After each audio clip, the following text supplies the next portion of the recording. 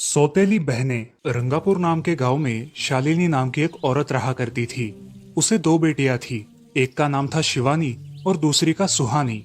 शिवानी जब छोटी थी तब उसकी माँ गुजर गई थी, जिसके कारण उसके पिता रघु ने दूसरी शादी कर ली। मगर उनका भी कुछ सालों में बीमारी की वजह से देहांत हो गया और इसी वजह से शिवानी के मन में उसकी माँ और बहन के प्रति प्रेम उत्पन्न नहीं हो पाया। शिवानी और सुहानी में हमेशा झगड़ा हुआ करता था। दोनों भी बहनें एक दूसरे से कभी प्यार से बात नहीं करती थी। शालिनी ये सब देख बड़ी चिंता में रहा करती थी। ऐसे ही एक दिन, शिवानी सुहानी, चलो आ जाओ, खाना खा लो। हाँ माँ, आई। हाँ माँ, मैं भी आई। ऐसा कहकर दोनों बेटियां वहां आ जाती है और देखती है तो उनकी माँ ने उन दोनों के लिए गाजर का हलवा बनाया था। वो देख सुहानी और शिवानी बहुत खुश हो जाती है। माँ, तुमने ये हलवा मेरे लिए बनाया है? मुझे बहुत पसंद है। मुझे पता है कि मेरी दोनों बेटियों को हलवा कितना पसंद है, इसीलिए तो मैंने तुम दोनों के लिए हलवा बनाया है। और मेरे लिए माँ? अरे हाँ बेटी, मैंने तुम्हारे लिए भी बनाया है। चलो अब जल्दी से खा लो, तुम दोनों को कॉलेज भी तो जाना है ना। जी माँ, मैं ये कटोरी ले लूँ? मुझे जल्दी पहुँचना है कॉलेज में। हाँ ले लो। और सुहानी, तुम ये वाली कटोरी ले लो। जी माँ। दोनों भी हलवा खाती है और एक दूसरे की ओर बहुत गुस्से से देखकर वहां से चली जाती है। वो दोनों भी कॉलेज में एक साथ पढ़ा करती थी। फर्क सिर्फ इतना था कि शिवानी 3rd ईयर में थी और सुहानी 1st ईयर में। उन दोनों में 2 साल का अंतर था। फिर भी दोनों में हमेशा नोकझोंक हुआ करती थी, जैसे कि वो दोनों एक दूसरे की दुश्मन हो। ऐसे ही एक दिन, दीदी, मेरे कॉलेज की ट्रिप जाने वाली है। तुम्हारी भी ट्रिप जाने वाली है क्या? हाँ, मेरी भी जाने वाली है, मगर मेरा जाने का मन नहीं है। क्यों दीदी? क्योंकि वहाँ पे तुम हो। मुझे भी कोई शौक नहीं है तुम्हारे साथ आने का। मैंने ऐसे ही पूछ लिया। मैं जा रही हूँ। शिवानी और सुहानी एक दूसरे की ओर मुंह फेरकर वहां से चली जाती है। अगले दिन दोनों भी कॉलेज में जाती है। तब उनके टीचर उनसे पूछते हैं, शिवानी, तुम कॉलेज की ट्रिप में आने वाली हो? जी सर, मैं आने वाली हूँ। ठीक है, मैं तुम्हारा नाम लिखवा देता हूँ। जी सर। ऐसा बोलकर टीचर ट्रिप के लिए जाने वाले विद्यार्थियों की लिस्ट बना लेते हैं। घर आकर शिवानी और सुहानी ये बातें अपनी माँ को बताती है। सुहानी, शिवानी, तुम दोनों ट्रिप के लिए जा रही हो, मगर वहां जाके झगड़ा मत करना, नहीं तो ट्रिप पे जाने की कोई जरूरत नहीं है। नहीं माँ, हम झगड़ा नहीं करेंगे।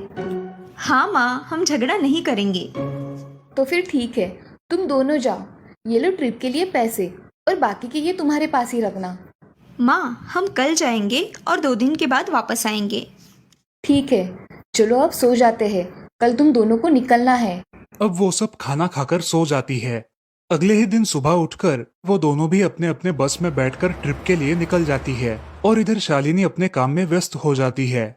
ऐसे ही कुछ देर बाद शालिनी को शिवानी का फोन आता है।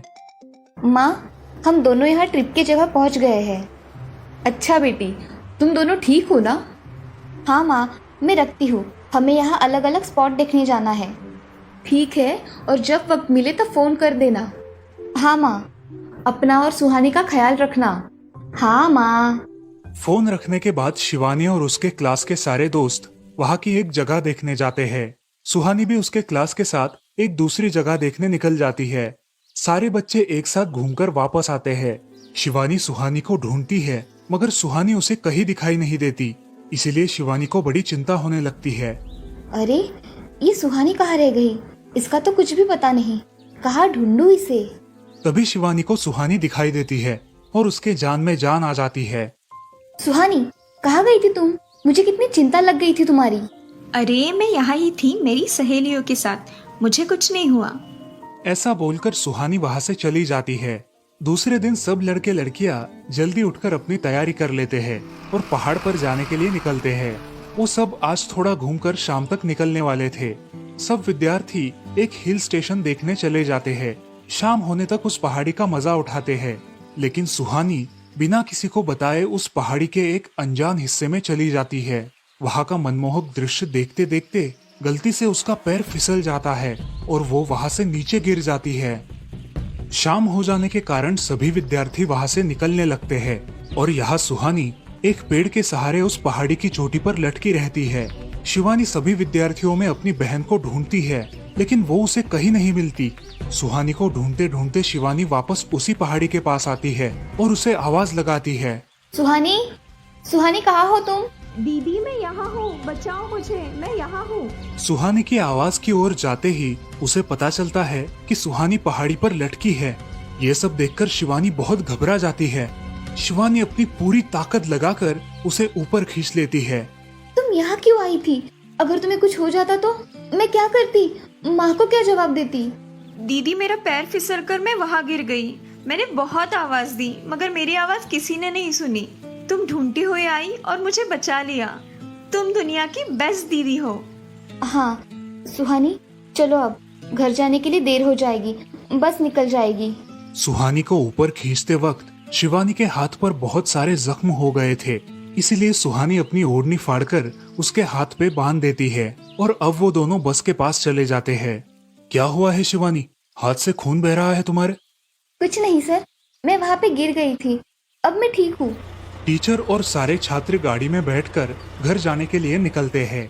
घर आने के बाद शिवानी सारी हकीकत अपनी माँ को बताती है और वो सब सुनकर माँ दोनों को गले लगाकर रोने लगती है। तुम दोनों एक दूसरे के साथ होते हो, इसीलिए मुझे कोई टेंशन नहीं रहता, मगर मेरी बच्चियों खुद का भी ख्याल रखा करो। उस दिन के बाद दोनों सौतेली बहनों ने अपने बीच की सब नोकझोंक बंद कर दी और हंसी खुशी सगी बहनों की तरह रहने लगी। दोस्तों, इस कहानी से हमें ये सीख मिलती है कि हम सबको एक दूसरे के प्रति द्वेष की भावनाएं छोड़कर प्यार से रहना चाहिए। चंदनपुर नाम के गांव में चंपा नाम की एक औरत रहती थी।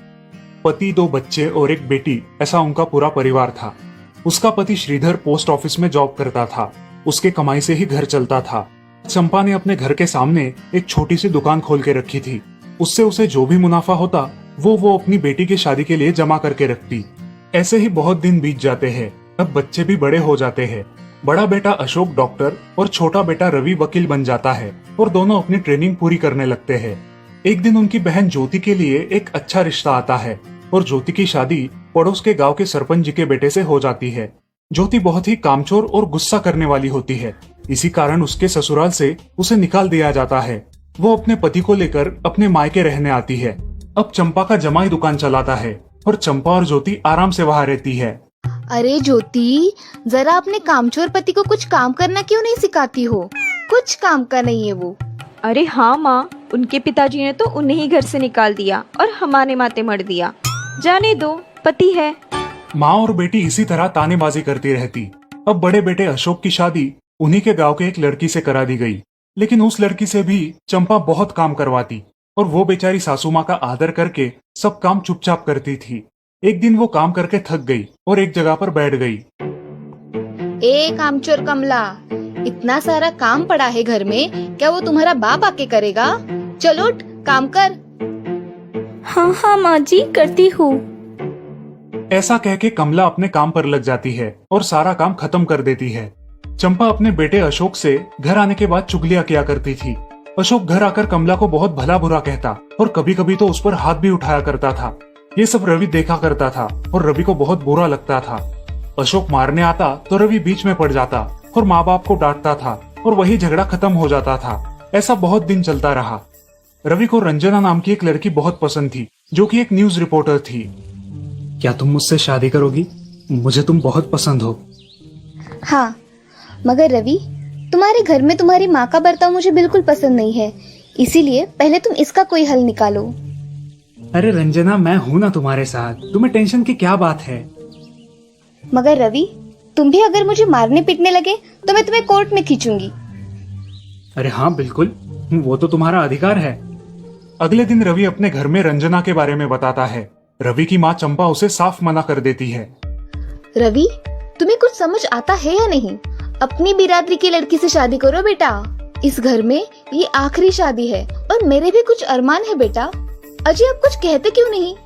हाँ बेटा, तुम्हारी माँ सही कह रही है, तुम इसकी बात मान जाओ बेटा। नहीं पापा, मैं शादी करूंगा तो सिर्फ रंजना से, वरना मैं शादी नहीं करूंगा। सब चुप हो जाते हैं। अगले दिन रवि मंदिर से शादी करके घर आता है। सब अचरज से रवि की ओर देखते हैं और चुपचाप अपने कमरे में चले जाते हैं। कमला उन दोनों का स्वागत करती है और वो दोनों अपने कमरे में जाते हैं। कैसे लगा मेरा घर? अच्छा है, मगर सब मिलजुल के रहे तो और भी अच्छा होगा। रंजना, तुम्हें मेरी माँ को सबक सिखाना होगा, तभी घर के सारे सदस्य ठीक हो जाएंगे। ठीक है रवि, जैसा तुम चाहो। अगले दिन रंजना अपने घर के मंदिर में पूजा करने जाती है। तभी रुको, मेरे भगवान के मंदिर में तुम मत आओ, जाओ यहाँ से। ये कहकर सास रंजना को वहां से भगा देती है और घर के किसी भी काम को करने से मना कर देती है। तब क्या माँ जी, आज से मैं इस घर की बहू हूँ। इस घर पे मेरा भी उतना ही अधिकार है जितना कि आपका। क्या बोल क्या रही हो? निकल जाओ मेरे घर से। खबरदार अगर हाथ भी लगाया तो। पता है ना, मैं न्यूज रिपोर्टर हूँ। रातों रात खबर छाप दूंगी और कोर्ट के चक्कर लगेंगे वो अलग, समझिए आप। सास चुपचाप देखने लगी और उसकी बेटी और ससुर भी देखते ही रह गए। रंजना ने कमला से कहा, दीदी, मुझे आपसे काम है, आप मेरे कमरे में आइए।